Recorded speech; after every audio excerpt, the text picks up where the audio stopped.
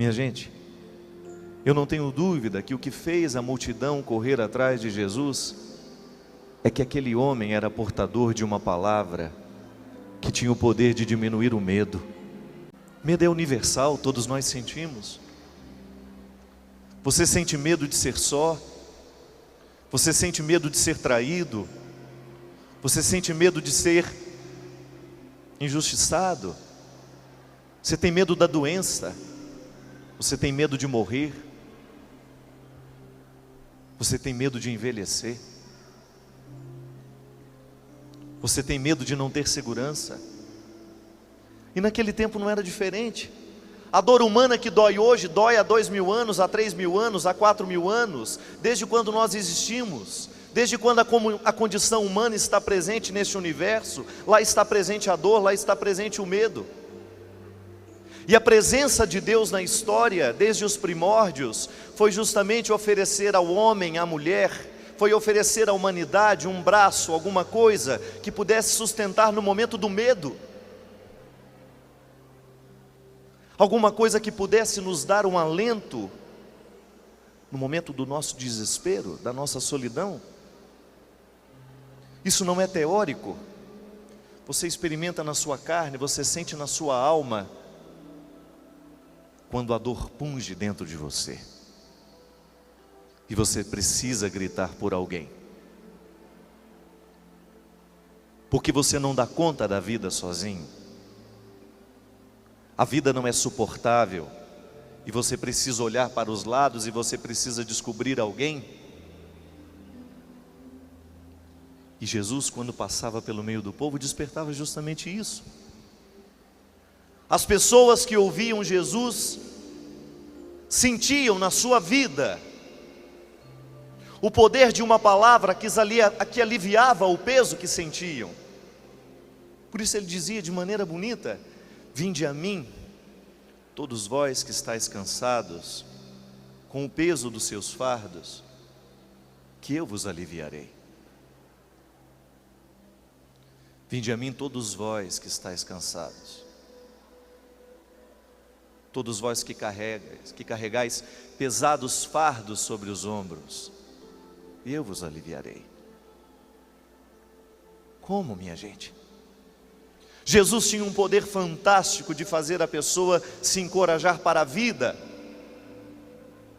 Olhe para o medo dos grandes apóstolos, dos grandes homens, das grandes mulheres da história cristã. Em algum momento essas mulheres e esses homens foram olhados por Jesus. O medo começa a diminuir no momento em que nós somos olhados nos olhos. Se você está perdido no meio da multidão, o que mais lhe assusta é você não ter um olhar onde você fixar o seu. A psicologia nos ensina que quando nós somos olhados de um jeito certo, cresce dentro de nós a crença em nós mesmos. É por isso que se você solta uma criança no meio de uma multidão que ela não conhece, ela vai ficar desesperada, ela não tem onde colocar o olhar. O olhar é o lugar da nossa segurança.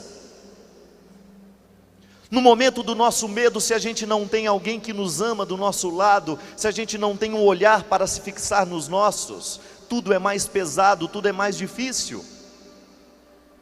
Você deve se recordar dos momentos em que a vida foi pesada para você, e naquele momento, na notícia daquela morte, na notícia daquela tragédia, na notícia daquela traição, daquele fracasso, o que você mais queria era alguém que você pudesse colocar os seus olhos. Os amantes sobrevivem muito mais de olhares do que de palavras. Eu posso muito bem dizer a você: eu te amo, mas se o meu olhar não confirma a expressão que eu estou dizendo, você não vai acreditar no que eu estou dizendo, não. E era isso que fascinava em Jesus. Não era apenas a força de um discurso teórico, não era apenas a força de um argumento, de um homem que tinha uma boa fala, não era. Mas era a capacidade que aquele homem tinha de diminuir o medo que prevalecia naquele tempo, quando pela força de um olhar, ele entrava dentro da pessoa e vivia o mesmo tempo que ela. Entrar no tempo do outro é uma prova de amor, minha gente. Minha mãe é lenta, eu não sou. Eu fico lento por causa dela no momento em que estou com ela. Aquele que tem possibilidade ajuda o mais fraco. Eu entro no tempo dela. É que o banquete, o jantar, o lugar onde nós nos sentamos para comer, é o lugar onde nós tentamos viver o mesmo tempo, onde todos nós ficamos no mesmo tempo, porque um é mais apressado, o outro é mais lento, o outro é mais ou menos, mas chega um momento da vida em que a gente precisa viver o tempo do outro. A comunhão se estabelece no momento em que vivemos o tempo juntos. Isso é tão lindo. A gente diminui o medo quando nós entramos no tempo do outro. Se de repente você está devagar e você está com medo, alguém segura na sua mão e diz: não se preocupe, eu vou ficar do seu lado. Aí você fala: mas você não tem que ir? Ela diz: eu tenho que ir, mas eu decidi que vou ficar com você.